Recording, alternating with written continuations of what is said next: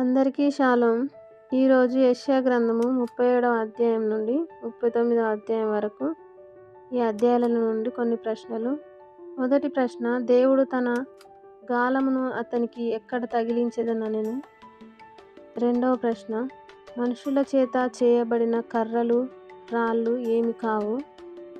మూడవ ప్రశ్న, కాబట్టి నిలిచిన శేషము కొరకు ఏమి చేయాలి?